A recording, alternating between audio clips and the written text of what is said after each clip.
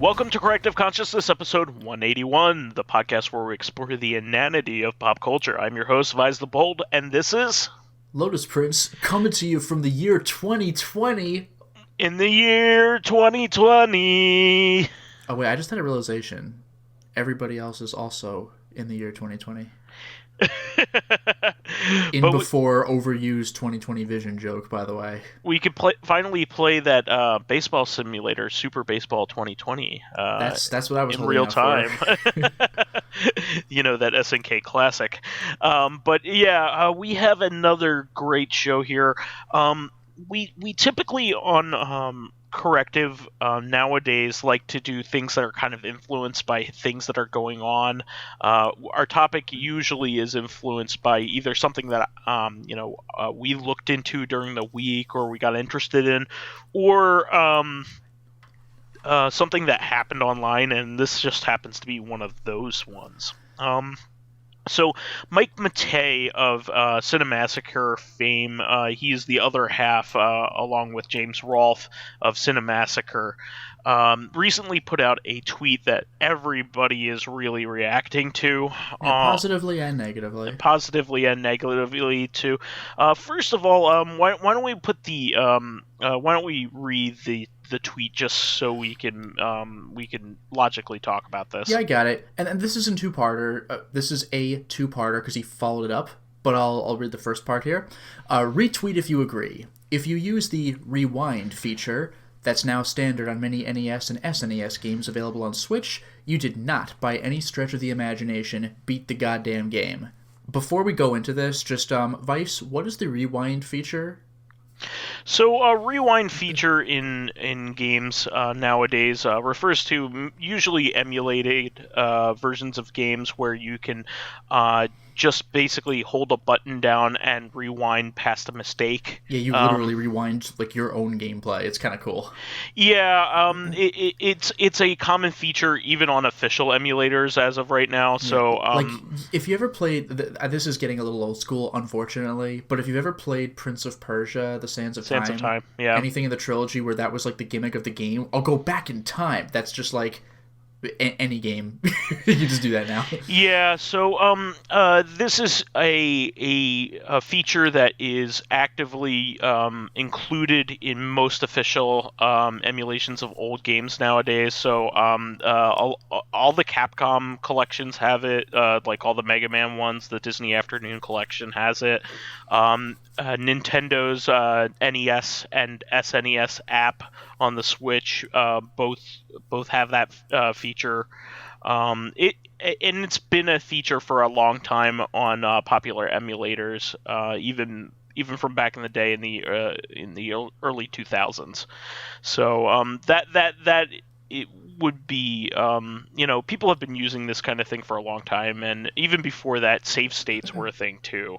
I use save states like they're going out of style. So you should have seen me in college, dude. It was so bad. Yeah. Save states, I mean, are along the same idea. You kind of save where you're at exactly, so that if you do make a mistake, you can go right back to it. Yeah, that precise moment. Yeah. A lot of Western-developed PC games even were made with that feature in mind. Quick saving. Yeah, quick saving. Well, and even before quick saving, any game that lets you just go to the menu and save right now, it's a slightly slower save state. Almost every first-person shooter, starting with Doom, has used such a feature.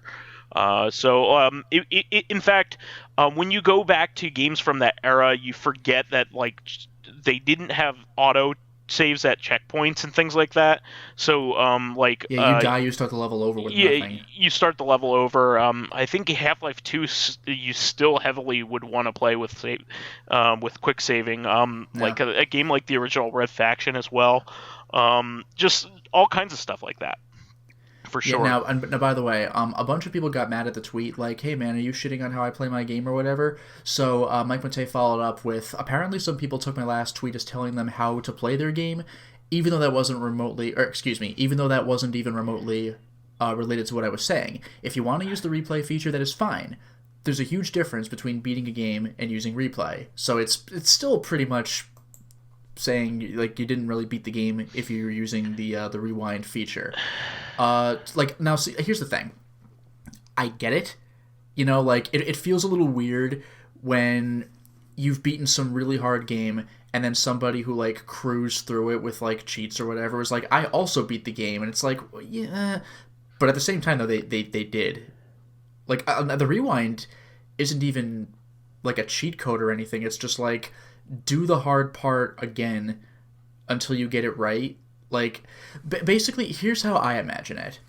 You know, I love me some Soulsborne games, right? Sure.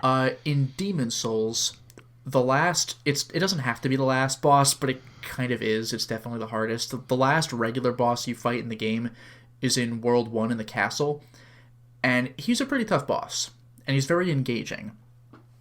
But if you die to him, then getting back to him is just, it's not even really that hard. It's just tedious. You're just like, now I gotta walk back up the stairs. I gotta walk all the way across this wide expanse. Can I just fucking fight the guy? So, like, if you use the rewind feature... Is that the king? The king, yeah. Okay. If you use the rewind feature, I suppose you could rewind during the fight, so maybe that'll have people question your motives. That's, like, how I would use save states back in the day. But, like, if I could just teleport right before his boss door, let me just do that. I don't feel like running across the whole level to get to the hard part, you know? And you're still beating the game legitimately. You didn't activate invincibility. Although I will say, I played, like, every first-person game in, like, the 90s with invincibility codes. I just wanted to get through the game. I guess my major problem with this, that his original text is, it is clearly reacting to something that he saw or something. It's gatekeeping is what it is. Yeah, and I'm wondering who he's trying to combat here, because usually when somebody says, I beat this game but with save states, they say that. They never really say, oh, I beat this game, I'm better than you, and because I beat this game, but don't look at my game save file, I did it with save states. Like, yeah. Usually people will admit to doing it, because they'd be like, okay, I wanted to just get through it and see all the content. Yeah, and what about... Well, actually, that leads me to where I was going to go next. What if you don't see all the content? Like, a lot of speedrunners glitch their way through, like, half of the game. I would still say they beat it, though. Especially because this is getting a little meta here, but, like, they had to practice this game for who even knows how long to be able to speedrun it. So I would say they have more right than anybody to just fuck the game up. It's such an impassioned, vitriolic tweet that, like... Yes, he must have, like, hurt, like, there must have been some sort of straw that broke the camel's back, or he saw too many people rewinding, and they're like, there, I beat it. And he's like, no, man, because, like, he does streams where he just beats extremely difficult NES games. Yeah, and if he game overs, he game overs. And he gets mad, and of course, so, like, I guess it feels like bullshit if somebody beats an NES game that's not on the NES with, like, additional features that weren't designed for the game. But at the same time, I would say two things. Number one, a bunch of NES games and games of that era, not just NES, but a bunch of games of that era were designed to be, like, frustrating with, like, few continues or whatever to make it feel like your $50 was well spent. You didn't just beat the game in 30 minutes. Additionally, some stuff like Ninja Gaiden, you know, like the famous final boss, if you die in it, you have to do the whole World 6 again. Yeah. Wasn't that, like, a programming error? Wasn't that even, like, not supposed to happen? So it was never intended to be made like that. Yeah, so there's that too. But the other thing I was going to mention, and this is the most important thing, and I know that this is the easiest part to argue against, especially it'd be easy for Mike Matei to argue against, but my point is, who gives a shit? Yeah. Like, you're not doing it to, like, win a prize. Like, I'm gonna get $1 million if I prove I made it to the end credit. Like, who fucking cares, dude? I'm not trying to join the Beat the Game club. The stakes are that he's like he has in his mind that are supposed to be there. First of all, I have to point out, he plays old video games for a living and has an entire, like, career built around old video games. Again, he's very, very talented. He beat fucking Haunted Castle, But legitimately. what I'm trying to say, he also beat Dragon's Lair for the NES, which is fuck that. That's insane. Yeah. You can't even get past most normal people can't even get past the first screen. Well, to be fair, that's easy. Just nobody knew how. But like the actual gameplay gets fucking stupid later on anyway. But my point is, he has the time. That's true. To get good at a video game. That's a big one. Yeah, we're in our 30s. The people who are recording this podcast, we have lives. I can't just sit down for 6 hours and do whatever I want. He and all of the people around him have kind of a life that everybody who likes this kind of thing wishes that they had. Yeah, give me all the time in the world to play some more And it's not that video. he doesn't deserve it. He absolutely does. I mean, they've worked really hard over the years and also, created a great character. The video game nerd is iconic and great and a lot of fun to still watch even today. Even with the new and they put in a lot of work and they're great filmmakers. In the guerrilla indie film style, I love all of that about them. I love their sense of give a shitness about making good videos, and also they keep escalating in quality. I mean, they're hiring celebrities now to be in their videos. Gilbert Gottfried of all people. They have Lloyd Kaufman in stuff. Did you see their Spawn review?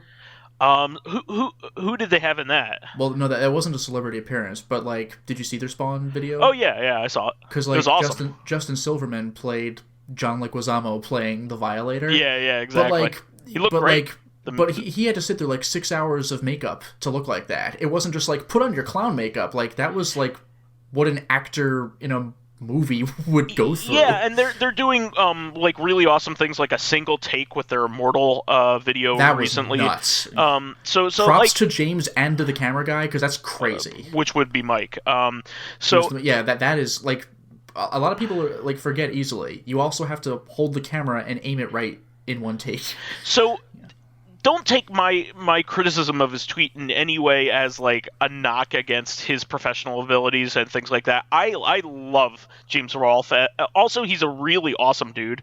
And by the way, he's way more late. I mean, you could see it now in his rental reviews. Yeah. That's more of his real life persona. But he is fucking chill. He is not the angry video game nerd in real life. I've met him in real life several times at video game conventions, shaking his hand and talked to him for a bit. Yep. He's one of the nicest people you could ever meet.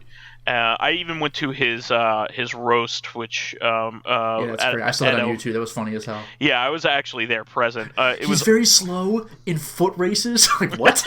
That was the funniest shit. It was awesome. But it was Keith Apocary's. Yeah, that was what it was. That was funny as hell.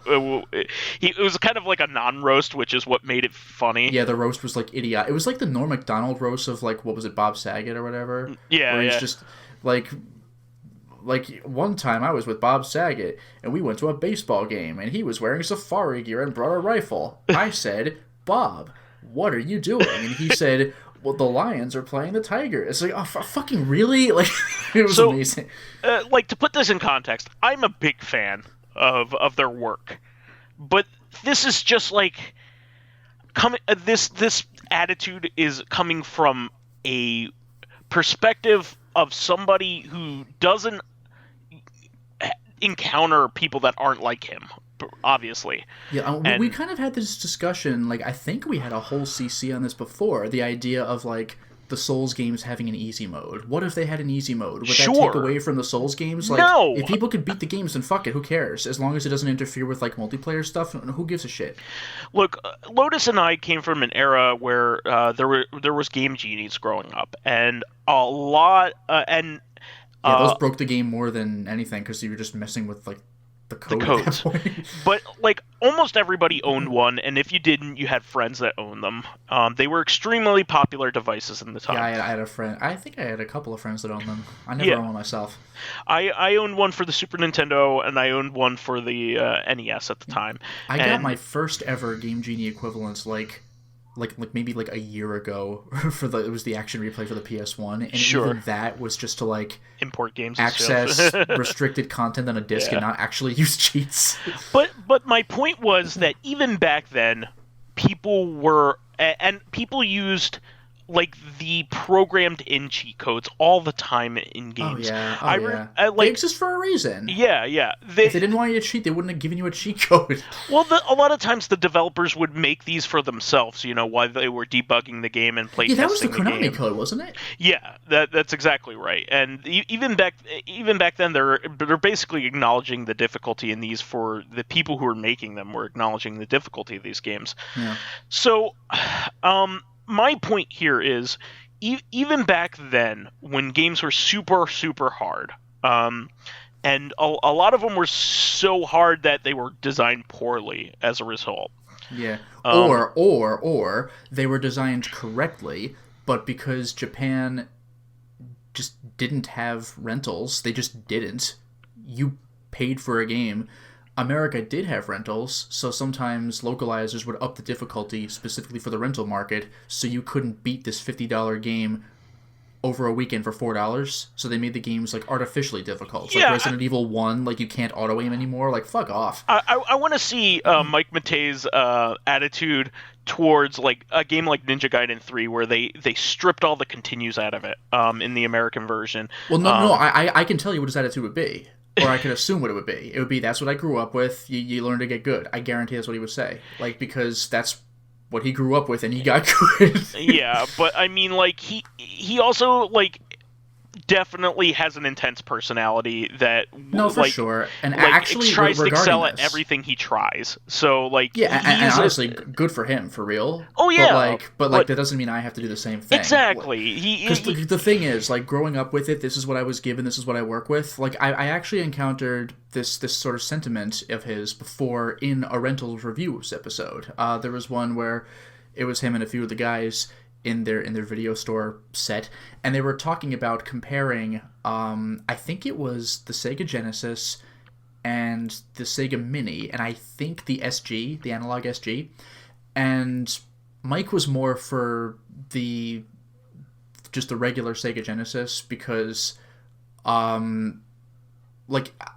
I don't remember all the reasons, but one of the reasons was he preferred the look, like the fuzzy composite look, because he's got nostalgia for it, because he was like, I don't like the new look because you could see that the edges of the pixels and they look weird to have these sharp corners. Fair enough, I get it. I grew up with fuzzy myself. But at the same time, he was really pushing, like, no, the other looks are bad because they're not, like, the look that kind of he grew up with. At the same time, like, that was our look because we had shit hardware. Like, Europeans had the good look the whole time. Yeah. They had RGB SCART. Like, we have the fuzzy look because we had composite cables. End of story. Arcades had it too because our arcades were RGB. Yeah, if Mike had grown up in Europe, he probably would have sworn up and down that the HDMI like SG or like the Genesis Mini was the way to go because it looks like his childhood. Like, he grew up with composite. So did I. I understand the nostalgia for the look. I do. I happen to like the RGB look more. He doesn't. Fine. Like, you like what you like, but he was like giving shit to the other people for liking the other look, and it's like, which is ridiculous. Like, it's really just like, it's not my childhood and therefore I don't like it. And it's like, I understand nostalgia, but come on, man. Yeah, I just don't. He clearly doesn't understand that other people are coming at it from a different perspective, and he should allow that. That's the thing. Like, this isn't something that's quantifiable. Like, this is better than that. Like, yeah, exactly. It's just like, this is my taste, and that's your taste. You can't like win an argument with that. Exactly. Like, you both can make up good points, but like, you're not going to go, aha, I've proven my side correct. Like, you can't. I also want to point out that back when we were kids, like, and we had the time, even still we would mess around with cheats. Like, you'll be hard-pressed to find anybody that didn't grow up in the same era that we did, back in the early 90s, who didn't use cheats in first-person shooters like Doom and Dark Forces and things like that. I beat Doom, classic Doom, knee-deep in the dead. I beat that legitimately. Everything else I've used, like invincibility, clipping, all ammo. Like, I just want to go through the, like, I don't want to risk death. I just want to, like, shoot enemies in the face, find my way to the end of the level. I'm not going to wall clip to the exit, but I want to find my way to the end of the level. That's good enough for me. And same goes for, I was talking to you about this before we started recording, but in particular, I'm going to bring up, like, the Taito arcade collection, but, like, any arcade collection that's released in a modern sense, that, like, a lot of them have infinite continues, or the option to turn on or off infinite continues. Like, again, these games are, like, 30-40 minutes long. Like, the challenge is that you die and put in more money, but that's not an issue anymore, because I paid for the whole game. Sure. Let me just play to the end. I'll continue as many times. Same goes with shooters. Vice, in your case, I know that you have more of, like, a sense of principle about not wanting to die during a shooter, but, like, if you die, you let yourself die. If it were me playing the game, I want to see what the final boss looks like. Continue. I don't give a shit. You know? Exactly. That's something to strive for, but also it's not the only way I like to play a game sometimes. Like, and I certainly don't, like, deride somebody else for wanting to play that the way they want to play. If you watched me beat, like, Battle Garega with infinite continues, you're not going to go, but you didn't really beat it. Like, no. I made it to the fucking end credits. Leave me alone. Also, Battle Garega is, like, one of the hardest video games in general ever made. I picked a random title. I could have gone for something way easier, but you know what I mean. That's a good one to pick, because, like, there are, like, maybe 10 people that are actually really good at that game. If I cheat my way through hard mode on Musahime-sama Futari, where the entire screen is purple with bullets, go for it. I was watching, like, a hard mode victory run by some Japanese player, and even they died a couple times. I mean, I love it, but fuck that game in the world. I love that game. I love playing it, but fuck it. Like, that final boss is, like, hilariously difficult. Like, you can't even move. Yeah, no, fuck that. I mean, it's great, but fuck. But for real though, even, like, an easier game, like what is traditionally considered an easier shooter, if I continue my way through that with infinite continues, I don't give a shit. I just want to beat it.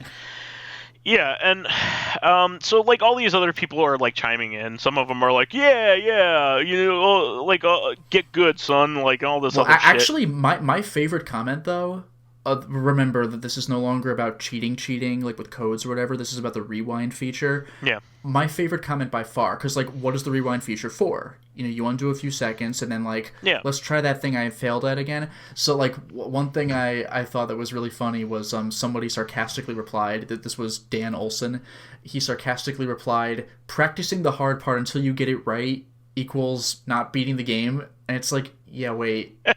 Like, if you rewind, so the only thing you're doing is, like, hacking away at the hard part that got you killed. That makes you extra good at that one part. The only thing you're missing is, like, doing it all at once. The tedious grinds to get to that part. Like, again, if I die on Dracula in Castlevania... No, actually, that's not fair, because you just walk up the stairs and you're at him.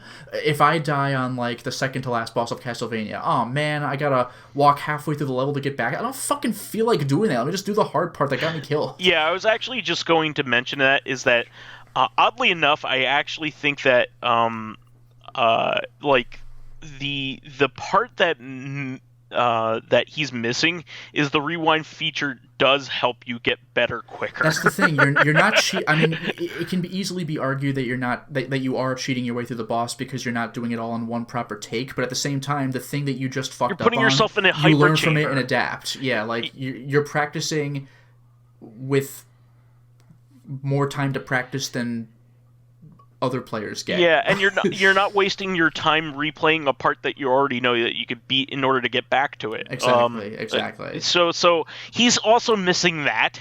Like he's missing a lot of perspectives. Well, the thing is, he's not necessarily missing that. What he's saying is that you're not playing the game the way it was originally, like. Well, I don't even know if it's necessarily the way it was intended to be played, because again, Ninja Gaiden 1, but like the way it was shipped out. Like, you're not playing it the way it was shipped out. But also, like, so? Like, well, that was my counter argument. Is so what? This attitude is so. It's definitely somebody. It's very 2000. I mean, again, this is probably not even accurate. I'm just thinking Dark Souls, but it's so 2012 or 13. And it also like screams of somebody who's up their own butt. Like he just like isn't thinking about anybody else but himself in this instance, and so Yeah, he therefore would hack away until he got good, and again, genuinely good for him, because I don't have the yeah. patience. Like, you've seen how patient I can be with some of the shit I play. I do not have nearly that level of patience. No, and I don't want to. So guess what? I won't rely on it. I'll just fucking beat the damn game. I don't care. I don't want to have that kind of patience, honestly. Like, I mean, like, again, you've seen the stuff I've sat through. Like, I am currently streaming Quest 64 for the third, like, playing it for the third time. Quest 64. I'm playing Quest 64 a third time. I have played 3 Kingsfield games. Like, there is no way. You could not pay me to get good enough at Haunted Castle until I beat it. There's no fucking way. Don't want to. He's got way more patience. The funny thing is, he seems to have way more patience than I do, but at the same time, less patience than I do with certain things. He just gets hot-headed about, like, something like this. Yeah, but it's also, like, the language that he's using. He's so impassioned about this. It's What kills me is, like, so he says it's not considered beating the game by any stretch of the imagination, even though you're not skipping anything. You're just rewinding a few seconds. I don't know. Like, the funny thing is, my own friends in college did kind of use this argument against me when I played Super Mario World, because they really wanted me to play Super Mario World. I never played it. They really, like, this is like peak Mario. You gotta play Super Mario World. Like, I played Super Mario Bros. 1 and 3. I didn't beat them, but I quite enjoyed them. And they're like, play Super Mario World. All right. So I played it, and, like, I can't even really tell you what it was. I just wasn't really feeling it. Honestly, it's really the same thing with any of the Mario games, though. After you beat a bunch of levels, it's kind of like, yep, it's more difficult platforming. Like, there comes a point where I'm like, I get the idea. You know, like, I got bored. I got bored with Super Mario World. So eventually I was like, fuck this. I went to GameFAQs. I looked up where, like, all the warps were, and I skipped, like, 3/4 of the game, made it to Bowser, beat Bowser. They were like, they were so disappointed, and I'm like, fuck it. I made it to the end credits. I beat the boss. I beat the game. And they're like, you did, but you didn't. And I'm like, that's true, but I just want to say that I'm done with the game. I did it. So that would be me. But the thing is, Mike Matei is not even talking about that. He's talking about, like, playing the game all the way through and, like, getting much faster retries than anybody else.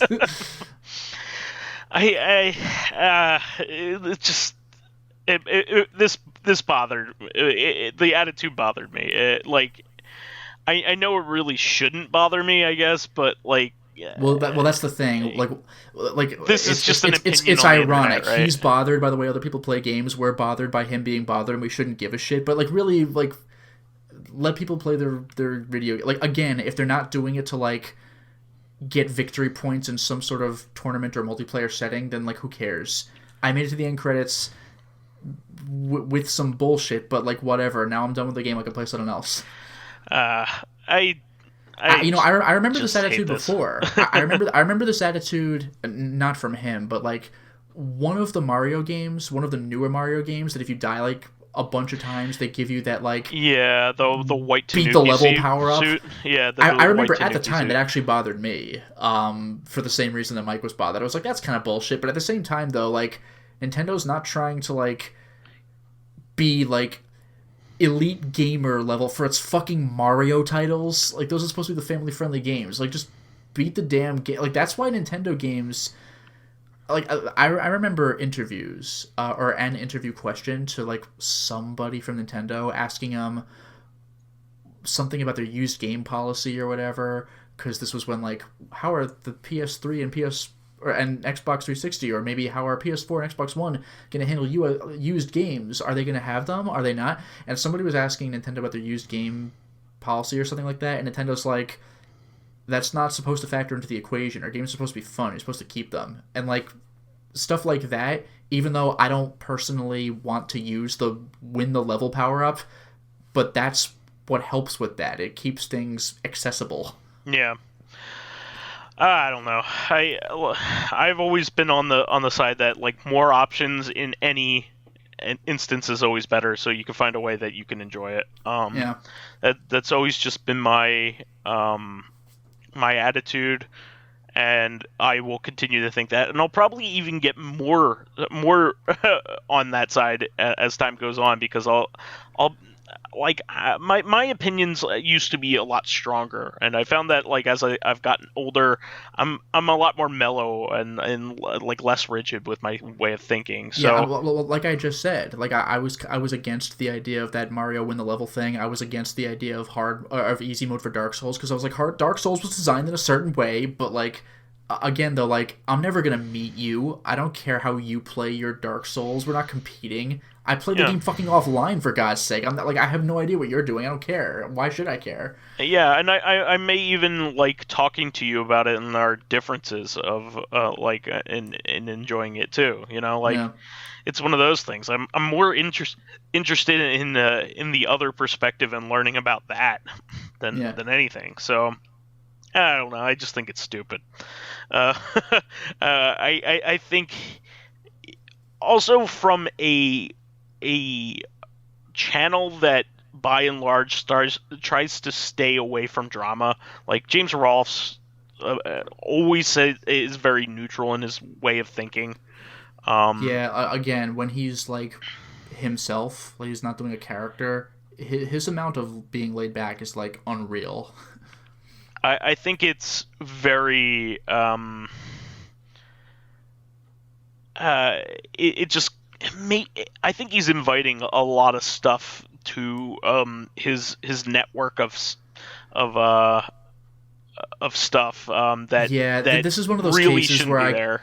yeah, this is one of those cases where I can imagine it being like, this does not necessarily represent the views of Cinemassacre, but like Exactly. he's one half of it though, so it's like, I'm sure like it's okay to have strong opinions. I'm not like me, you know, but like but like but this is such a disparage petty somebody thing. else that Yeah, that's what I was gonna. This is a petty thing to have a strong opinion on. This isn't like your hardcore views about like international politics. This is like, it's not even I about don't human rights respect or you because anything of like how you that. beat Nintendo games. Like whatever, dude. Yeah, exactly. It's such a goofy thing to be inflamed by, and like something that has such low stakes.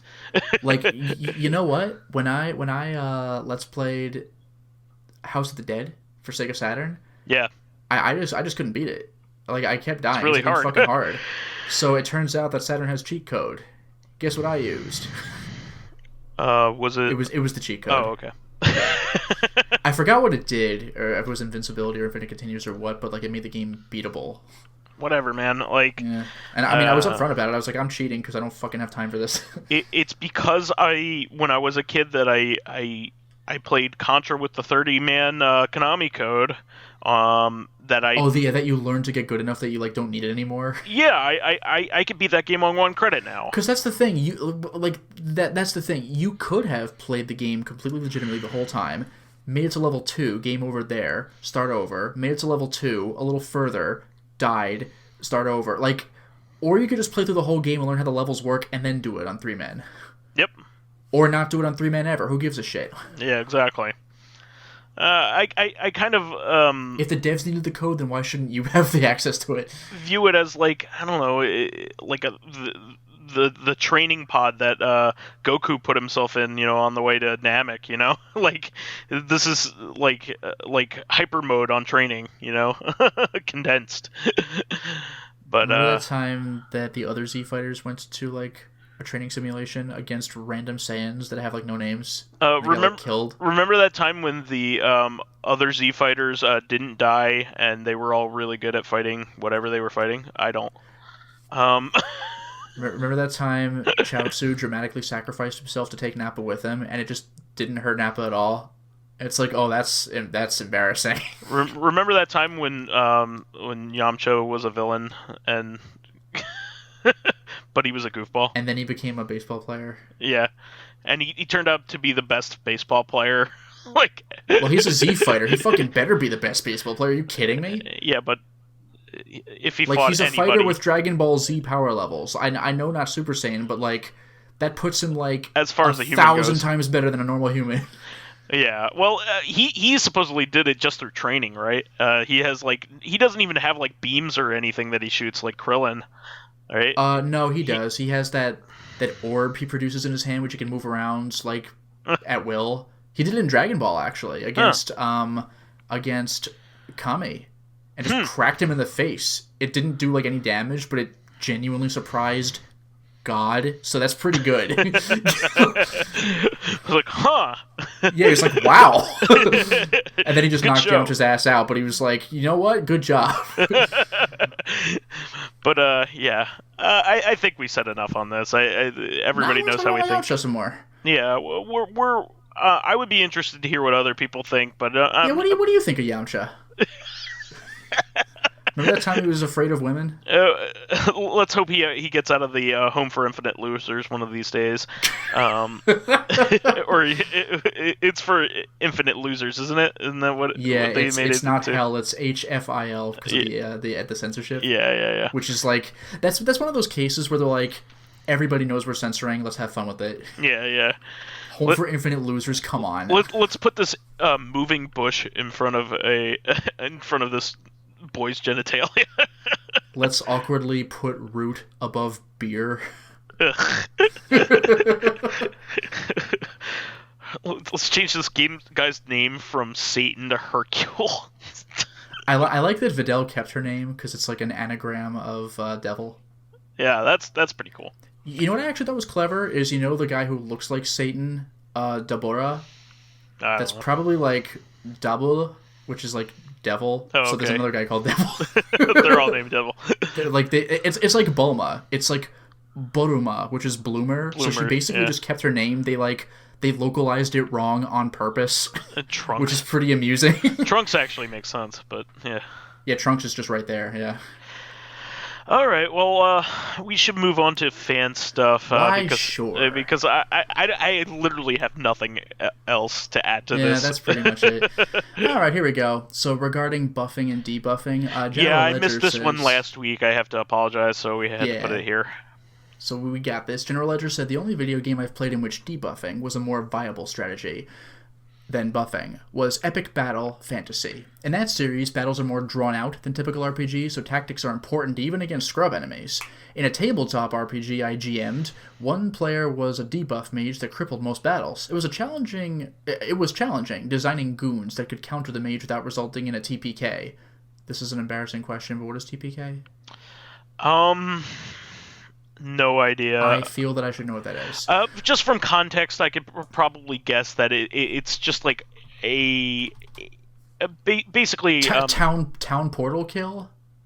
Oh, okay. So like a no. That's from Diablo. Sorry, total party kill. Okay. So how could I counter the debuff wizard without just ruining the game? Exactly. Yeah.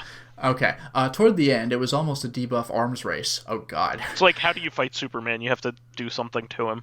Yeah, exactly. Yeah. Deathbulk says, because we were talking about Metroid Prime, where's the Metroid Prime 2 love, yo? Offers the most challenge in the series, streamlined the story a bit, and brought the screw attack into the 3D environment. Metroid Prime 1 had screw attack. Yeah. I don't know. I don't used remember. it to, like, invincible your way through the final boss. But at the same time, really though, love that game. I've watched some of Metroid Prime 2. Again, cool boss designs. Dark Samus is freaking awesome. Have not personally played the game, though, so I don't really have a stake.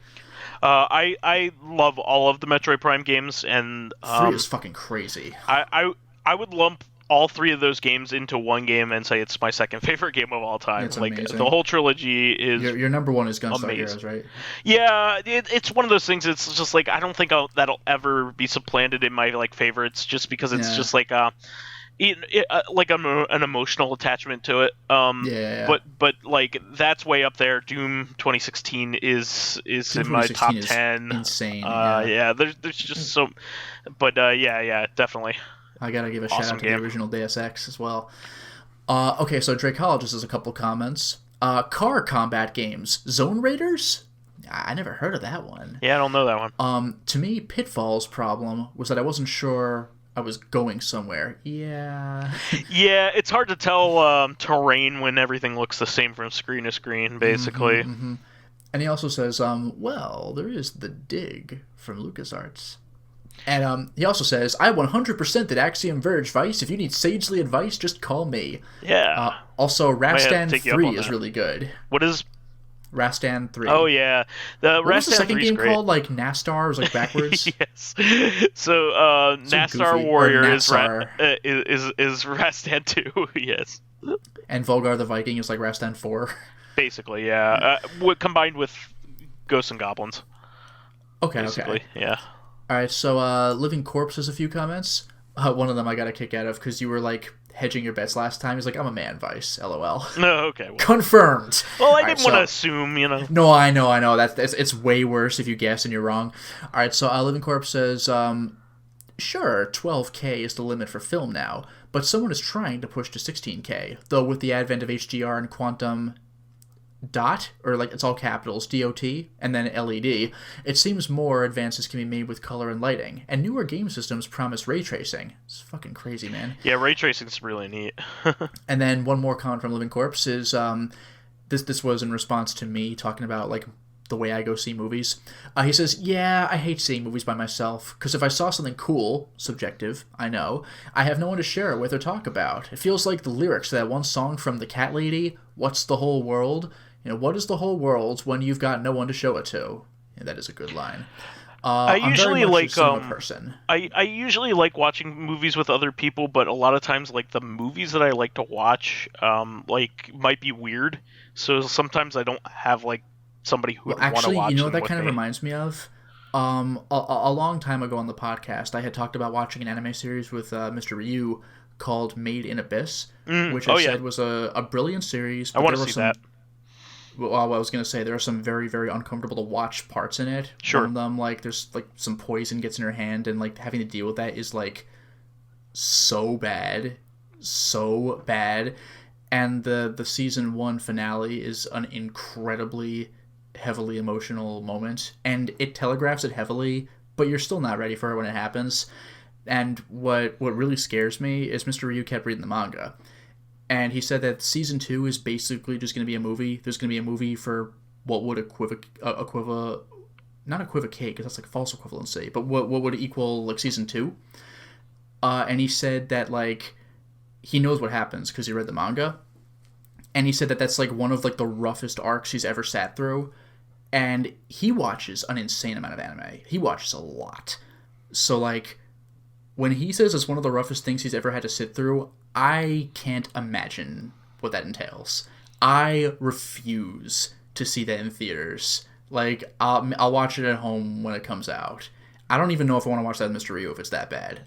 There's no way I'm doing that. I sat through From a New World with Mr. Ryu, one of my favorite series in a long time. Can't sit through that again, can't do it. Like, Made in Abyss Season 2, I'm, like, terrified of it, and I don't even know what it is. Well, my fiance and I, like, one of our favorite things to do is watch movies together. We love doing it, and we go to the movies all the time together. But I might watch a movie that I know will be tough to get through, just for like an academic knowledge of the thing. Like, if there's a movie with like an extensively traumatic scene or whatever, I don't want to be with friends when I watch that. It's just like, Yeah, but what I'm trying to say is like even my fiance doesn't want to watch, like, they want to watch a movie. She generally wants to watch a movie and have fun with it, you know. Well, so, that's the thing. Like, yeah, I'm not gonna go see Schindler's List with friends. Yeah, you know? Exactly. Like, yeah. Like you may watch something like the Stalker. You know, like my fiance wouldn't want to watch Stalker with me. You wanted to watch Stalker with me because it's influential on a lot of the media that we watch. Yeah, but what I mean is that like there's no scene in that movie where I'm like cringing in my chair, like oh god, like that never happened. It was just like that movie, when you say watching it for educational academic purposes, like that's pretty literal. Like, let us look at this piece of cinematic history. It's very slow, very drawn out. It's not fun to watch with friends, but I mean, I'm talking about being uncomfortable watching a movie with friends. Like El Topo. No, not even El Topo. El Topo is fucking weird. But like, I'm not uncomfortable to watch that with friends. I am afraid of the concept of watching Made in Abyss 2 with friends. I don't even know what it is. Made in Abyss 1, there are a couple of episodes I will not see with other people. That thing with the poison in the hand was so fucking rough. I'm not doing that again. So like, when Mr. Ryu says this is the roughest arc I've ever seen, I can't even believe it. What does that even mean? We've watched Berserk, we watched From a New World, like what the fuck? Like, where are we going? Anyone who's read the manga already knows, but like, whoa! Anyway, Living Corpse also finishes this comment by having I mentioned for you, Vice, about that mental gymnastics person sure. had not dated. Yeah. So he says, Vice the Bold. Ugh, she sounds like a bullet you dodged. Like, Oh yeah, just say 100%. sorry, I don't want to date you and move on. Don't play games. Also, nice burn on her with your response. So there we go. I mean, like That was a great response. Like, what kind of girl do you like? Someone who goes out on dates? Well, yeah, like, and I actually said that to her, and like that's amazing. I was so done with her at that point. Like, if you knew me in real life, I'm very diplomatic most of the time. And not to the point where I get like taken advantage of, but like I try to get along if I can, or give benefit of the doubt. And like I was just so frustrated with her that's all I had left. It was just like you really just fuck right on off. Like I don't ever want to talk to you ever again. All right, so those are the comments. Here's the question from School Filmer. How would you feel if you discovered a very obscure game that barely anyone has heard of or recorded? If I may be so bold as to answer my own question... Would you be vysethebold? It'd be School Filmer the Bold. Fucking obviously. So if I may be so bold as to answer my own question, sorry about that, I found a game called... This is fucking weird. Mr. Smoozles Goes Nutso. It sounds like a fucking lie. And the only thing on YouTube about it is a 7-minute preview from the creator of the game and the webcomic it's based on. A 30-minute showcase, that's how I discovered it, a Dutch video, a Vietnamese video on it, and 2 parts of an unfinished Let's Play. Not even a finished playthrough at all. So how would you feel if you discovered a game like that? I kind of have an answer for this one, actually. Because I already sort of did this twice. Not that I discovered either. One of them was like Fucker in the Woods, which Lazarus just pointed out directly. I mean, he put up trailers on YouTube and everything. People know about the game. It has enough of a following. But I think I was like possibly the only one, or one of the only people who like LP'd it. Yeah, the biggest name person to LP it, probably. Yeah, biggest name. And the other one, by the way, actually you introduced to me, because you go like half of the stuff you get on Reactive Consciousness, like I don't really know about. You do like all the research and stuff, and you're always looking at like what's newly listed for purchase on digital platforms. Yeah, and obscure stuff too. Yeah. Yeah, like you discovered Stone Keep Bones of the Ancestors. Sure did. Which, by the way, when I looked up footage of it, I saw like little clips. But I was the first, at least English, playthrough of the game. I did this when the WiiWare store was closing down, so somebody else had my idea. Like, we had the same idea. Not my idea. We had the same idea. Sure. So someone was sort of simultaneously, like, let's playing it. But, like, I was, like, the first person to do, like, a full playthrough of the game, because, like, anyone else who would have tried would immediately be like, this is stupid. But I did it. Yeah. Again, I don't have Mike Matei's level of patience, but I'm pretty patient. Yeah, I mean, my reaction to a lot of that kind of stuff is, I might actually just want to get it into your hands, just because like you have a lot of the stuff that I find interesting in terms of games you do as well.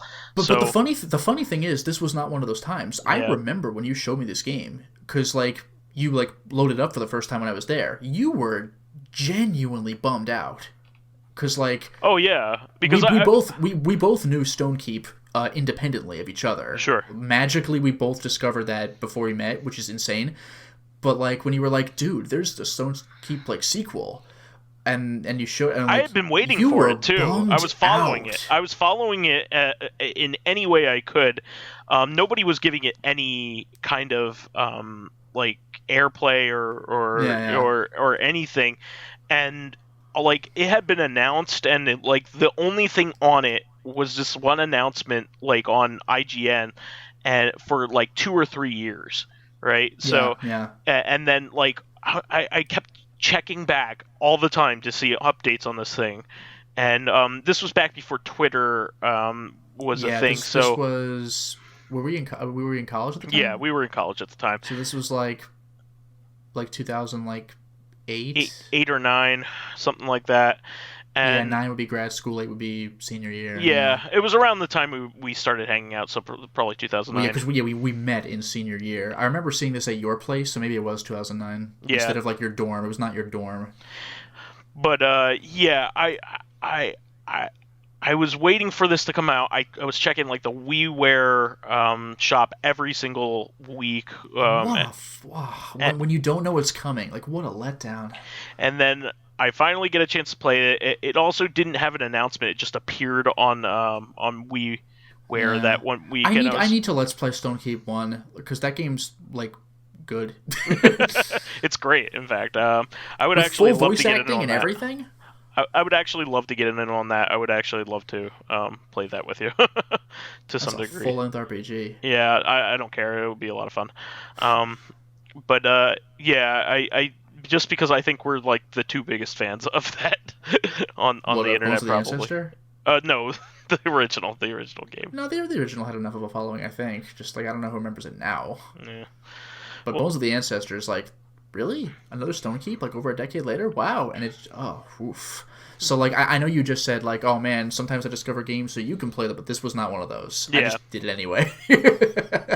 but yeah, the only other game I could think say- of that I actually found on my own for real was at a convention. I think like Mad Gear was selling it. Just a PC copy of A Fork in the Tail, featuring Rob Schneider. Oh boy. Remember that time that game existed? How about the Pied Pipers starring Jason David Frank? Whoa. How about 9? Like the number 9. Just the number 9 featuring Robert De Niro. Oh boy. How about Toonstruck featuring Christopher... Well, that's on GOG, but featuring Christopher Lloyd. Oh yeah. Well, Actually, no, that's featuring less everybody. That obscure thing was now. a star-studded cast. That's less obscure now. Yeah, it's got Ben Stein. The fuck? It's got like the Animaniacs, like Dot, I think, voice actress. Oh wow. Got She Tim also was Curry. Babs Bunny. Yeah. It's got Tim Curry as the villain, because Tim Curry was every villain. ever. Space. Tim Curry was also the villain in Stone Keep, by the way. Oh yeah, he was. He was cool. He was Kulkum, Yeah. which is weird. Yeah. Huh. So have you discovered any like weird games that nobody's heard of or recorded? Well, other than that, jeez. Like DJ Gamer like Patreon requested Sentient, so I can't say I discovered it, but I don't think there were many full playthroughs of it. I think I'm one of the only ones who did that. I've got to be the only one to put up all 10 endings. I have to be. I don't know. The only other thing I can really think of is Space Junkie for the Apple Macintosh. I can't say I know that one. Yeah, that was kind of like a almost like a Galaga-esque game that very few people know about. I don't think there's any gameplay of it anywhere. Jeez. I have one. I have one that barely has any coverage whatsoever, and this is a game. Is this a PS2 title? No. Okay, I thought you were gonna mention Iridium Runners because I saw it on store shelves afterward. Well, yeah, there we go. That would be a decent choice for this, but I was actually gonna say Crazy Power Disc 1 and 2. Oh, that's true. The Dojin game, yeah. Yeah, there's barely any coverage of those games. Speaking of which, actually, maybe we should record that at MagFest. We should redeem ourselves with OBS because Fraps wasn't having it. Yeah. Oh no, it wasn't Fraps. No, Fraps was fine. The sound recorder wasn't having it. Yeah, something wasn't working, but yeah, well, I would love to do that because especially now that like Windjammers is in and with the second game coming out, definitely want to get that game some coverage because it's a great bring game. a laptop and a couple of controllers and make it happen. Yeah. I want to make sure that it also works on my laptop before we leave too. But it's even rarer to have the second. I can't believe I didn't think of that. Like that's like the game's like your thing. Yeah. Crazy Power Disc 2 or the upgrade version. What was it called? Like Deluxe or something? It was like Gygus or something like that or something. Sure. I forget what it was called, but like the second version's even like less talked about. Dude, look for real, listeners, go to YouTube because this actually is on YouTube. Look up Crazy Power Disc, like because somebody uploaded like the soundtrack, like in individual files. Look up Crazy Power Disc America and especially Egypt. Egypt's song is a freaking banger. Oh yeah, it's really cool. My god, it's so good. But there's barely any gameplay of that. That game at all. Yeah, we gotta do comprehensive. We gotta do that. If your laptop can do it, we must like finally redeem because we tried doing this twice and got more and more frustrated each time. Like we got to redeem ourselves. Oh Make yeah. this happen. Well, it's been quite a bit of time since then, so I'm sure giving it another try. Well, this was won't be so before we bad. discovered Audacity, which would have solved all of our problems. Yeah, seriously. But yeah, that would probably be my choice. I would say. That's a very good choice. Yeah. A Dojin game that even Japan finds obscure. Good answer. But yeah, and I have physical copies of both of them. That's the part that I still can't believe. The second one was very, very, very difficult for me to get. It was. Yeah, didn't you say you had to use like Kurt to look through like obscure Japanese like Kurt websites? had to translate a website and also like use like a courier service in order because they Kurt from Hardcore Gaming 101 ended up obtaining it for me, and it is the last time I've seen it up for sale, and that was like 10 years ago at this point. It is truly a very obscure game, and it doesn't deserve it. It is very, very good. That game, it's not some like flash game that some guy put together. It looks like an official game. It looks like a sequel to Windjammers. I mean the characters are all different, but they're like better. and it plays well. Like they have powers. Yeah. Like there are secret characters you can unlock. They even have more than one secret character. Great music. They even have powers that are usable independent of having the disc. Because in Windjammers, if you build up enough of a meter, you could do like your super throw. But these guys have like passive powers. Like I remember the mech just fucking shoots you. Like he has limited use of that, but like I remember, he has it's mines. like he can lay mines too. Well, that's a different guy. Yeah. Okay. But like the big guy who I think you start the game able to play as maybe, but like I remember it's like round 1 begin, and like they toss the disc to the other player who has to catch it. The mech can just shoot them, so they hit the ground, and then the disc hits the ground. So you lose. Like, are you fucking kidding? It's the funniest thing. Oh yeah, and I figured out like through like sheer force of will on how to unlock the final character in that game. Yeah, no one knows this game exists, so how are you gonna like look it up? You know? I ended up going to the developer's cached old website. Oh no! You had to use like the Google cache function. Google translated it and pieced together that I was supposed to play the mini game that he included as a different executable file until I got 1,000,000 points in that. That's delightful. And then I was just going on a lark. Like I didn't. Yeah, I hope I read that right. Yeah. Yeah. And it ended up unlocking him, and it didn't say specifically that it unlocked him. It just said something involving 1,000,000 points with that game, and I just was like, okay, it's clearly something happens. So clearly something happens here. I hope it's unlocked this character, and it did. Oh my god, dude. So that's amazing. Yeah. We gotta put. I think I remember that because the first time you showed me that game, I don't think that character was playable. Yeah, there was a silhouette where that character was. Second time, I'm like, who is this guy? And he's got like crazy. That's the landmine. You don't want to play as him. He's way OP. He's way OP. Yeah. He's crazy. Please tell me that runs on your laptop. We have to record that. Yeah, I have to transfer it to my laptop because it's only on my desktop at the moment. Whatever, it's a tiny game. Yeah, no, I had it in Google. On Google. That's right, you did. You put it up on while. Yeah, my Google Drive. Google Drive. I was going to say Docs. It makes no sense. My Google Drive for a while. I forgot about that, yeah. Yeah, but I had to delete it for space reasons. Smaller than some formats for sound files for this podcast. Yeah, I mean, at the very least, maybe I could just grab my discs. But we'll see. I'll get it on here one way or another. Please do. Do it when we're done recording. Like it takes literally 1 second to transfer. Yeah, I'll definitely look into it for sure. Yeah. But I think that'll probably wrap things up here. A galaxy brain answer right there. But and I found that out at a convention that game existed. So my Dojin collection is actually pretty extensive and it's all like action games and stuff. Like it's not like the normal Dojin. Yeah, I don't know if I own any Dojin games. Like the most obscure stuff I have. One of them isn't obscure anymore. It's on GameStop shelves everywhere, like Steins Gate. But I had like the original boxed copy for PC for Steins Gate when no one had heard of it. I have Sayano Uda. Like a lot of people still, it's kind of a cult classic, but like that's not exactly well known, you know. I have a couple Toho games which are considered Dojin games. I have Rolling Gunner. which is actually on Switch now and considered to be one of the best shmups of this year. Let me see here. I have the Ragnarok Battle Offline beat 'em up game. Oh, I heard about that. That's amazing. And its 3 expansions, which those were really hard to get. Oh my god. Actually, you know what I should get recording of? This isn't obscure, but like one of the Ease games has a mini game, this like typing mini game, yeah, like Typing of the Dead. Somebody just isolated that and made it playable. That game on hard mode is hard, by the way. Yeah.